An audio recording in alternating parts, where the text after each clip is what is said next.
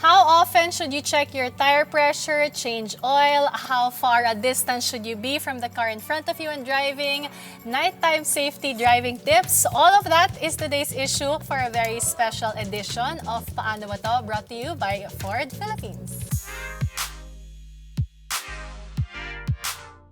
And we are super lucky because the person who will teach us all these driving skills for life is none other than JP Tuason of Tuason Racing. How you doing, everybody? Yeah, thank you for your time. For Yahoo! this We talaga. made it. Feeling ko marunong na ako mag-drive. I've been driving 15 years. And nung sinabi mo lahat ng lessons, I was like, wow, kinailangan ko yung refresher course na to. We see a lot of drivers picking up bad habits. And these bad habits get passed on from generation to generation simply because there wasn't any proper educational program. So we try to correct all of these mistakes that people are making on the road to make the road safer. Okay, so let's start with a very common question. Yeah. Gaano kadalas ba dapat nagpapagas, nag-check ng tire pressure at change oil? Yung mga panlabas muna. Okay, first thing you do in the morning, they get into the car, they start it, and then they turn on the aircon, right? Yeah.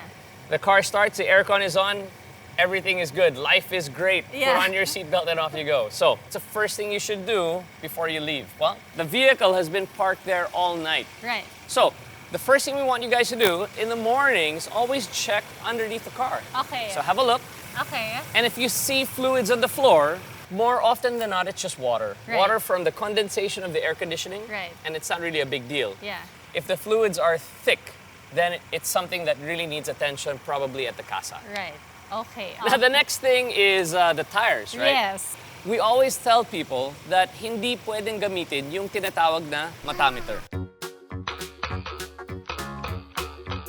You actually need to go and have the tire pressure checked. Every time you get your gas, which is probably for most people about once a week, Right. check your tire pressure.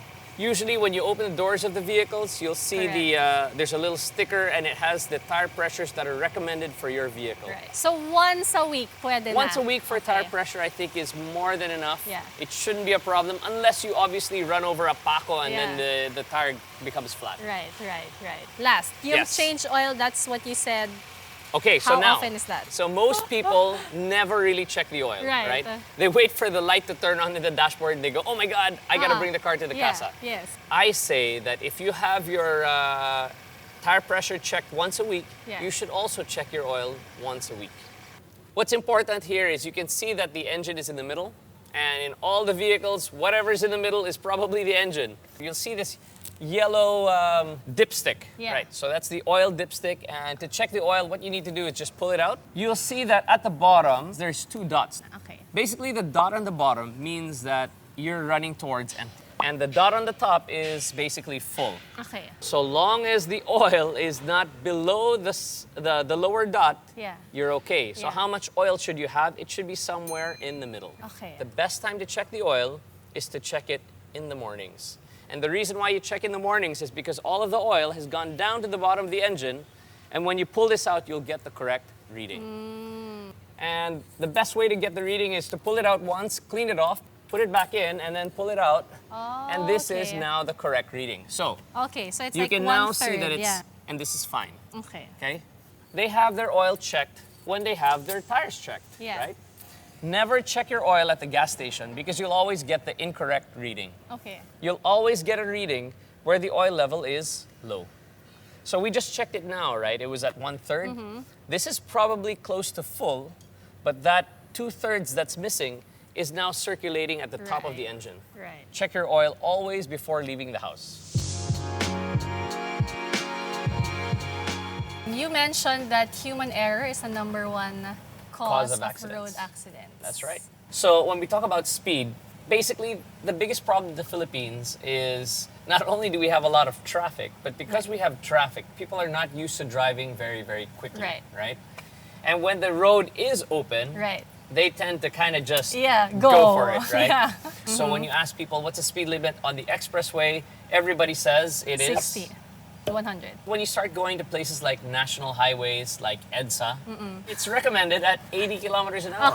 Okay. But I think one of the major problems is following the speed limit in the city.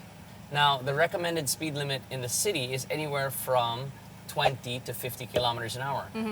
But in areas that have heavy traffic in terms of people, schools, churches, hospitals, the speed limit goes down, right, to about 20 or 30 kilometers. Okay. So what do we tell people? Well, aside from educating them and telling them what the speed limit should be, a really great device to use is your nav system.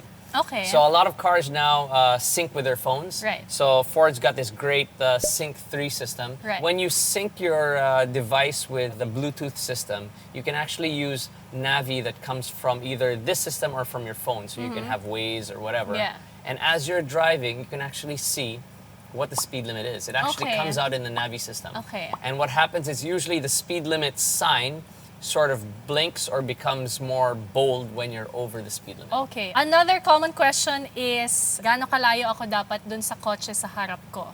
Very good question. And I'm going to bring that question back to you as a driver. Okay. When you're driving, usually how far are you from the car in front?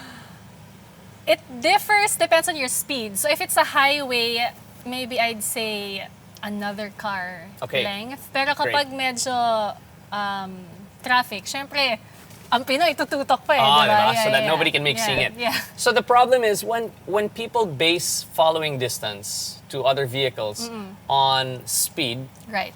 the problem is you're going to be driving, you're going to look at the speedometer. Right. Because you're not looking at the road, you're looking at the speedometer, you could get into an accident. Yeah. So instead of using speed, why don't you try using time?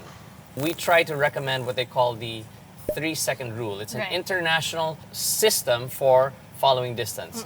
And the way it works is when the car in front of you passes an object that's not moving, like a lamppost or a tree, you count 3 seconds before you pass it as well.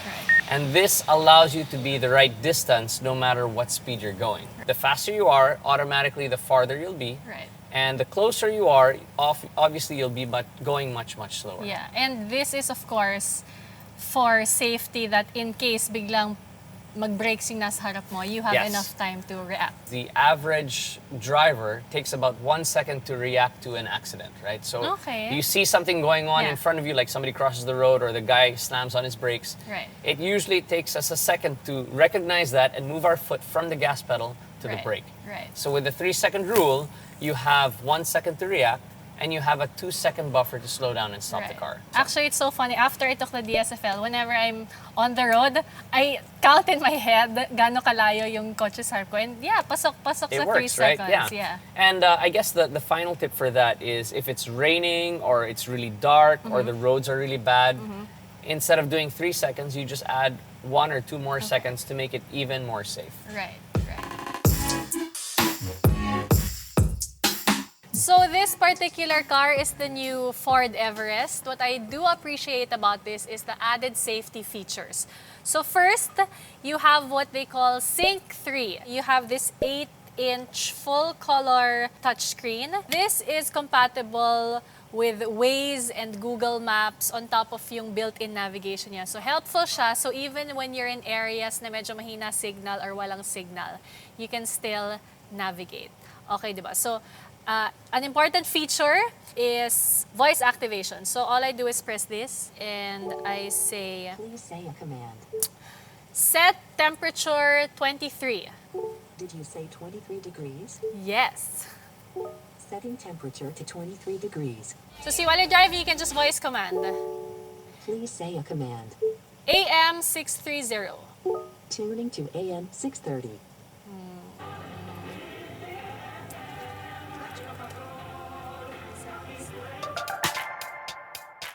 Another safety feature is the lane keeping system. Bale, the cameras on the side of this car, the Ford Everest, it reads the markings, yung mga lines sa street. And if it kind of notices na medyo nag-drift ka to the side, mag-shake, mag-vibrate tong steering wheel, so you will be alerted to stay in your lane.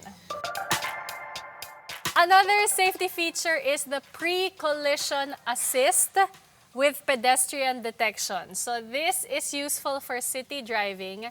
Kung umaandar yung car mo and it detects suddenly biglang may pedestrian or may kotse, magkakaroon ng alert, visible and audio alert, and it will help the Everest really come to a stop para matulungan na maiwasan ang accidents.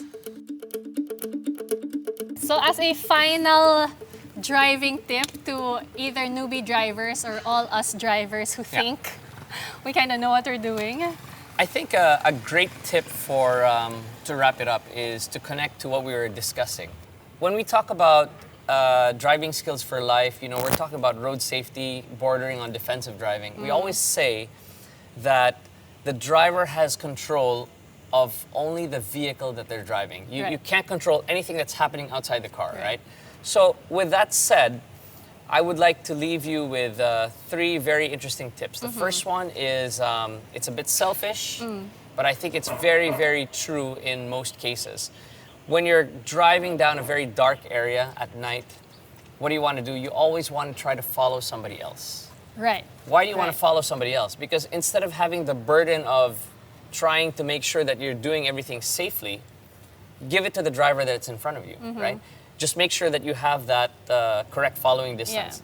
I mean, if something is going to happen, you know, as selfish as it might sound, it's better that it's him than it's you, right? So you give the burden to other drivers. Yeah, this is whether it's lubak or a sudden turn in the road or people crossing the road, right? What if you cannot follow other people and it's very dark? Well, we always say, turn on your bright lights. By turning on your bright lights, you can see twice as far, and it gives you again that allowance just in case if something happens to be able to slow down and stop.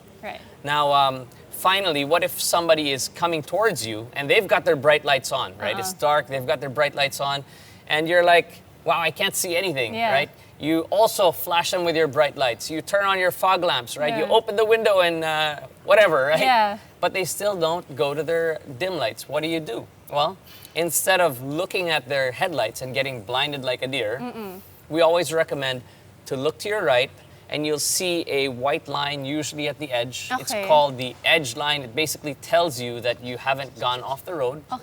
And by looking at that, you know that you're on your lane, right? You slow down, and by looking there, you're not looking directly into the headlights. When they pass, you look at the road and you can still see where you're going. So with that said, thank you. I want to wish everybody a safe trip on the roads, and I hope you guys have learned something. Yeah, super. This refresher course will never get old. It's actually an even longer course with so many helpful tips. That you I can talk all day. But for this video, thank you super for all your tips. Truly, truly appreciate it. Very welcome. Salamat. We hope those tips on driving skills for life will help you. And I'd also like to thank Arcovia City for allowing us to shoot our video here. Till next time, bye!